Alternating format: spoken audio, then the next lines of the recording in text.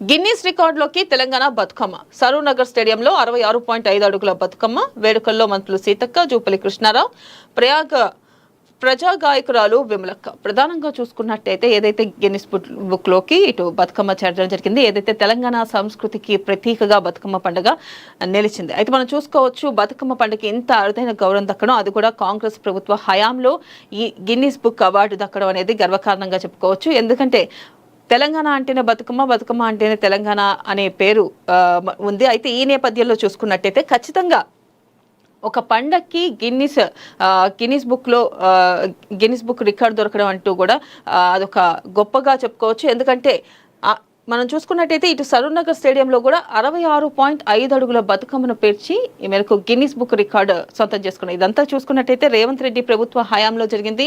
అయితే ప్రభుత్వం ఎంత ప్రాముఖ్యత ఇస్తుంది పండుగలకి, ఇటు తెలంగాణ పండుగగా చెప్పబడే బతుకమ్మకి ఎంత ప్రాముఖ్యత ఇచ్చింది అనేది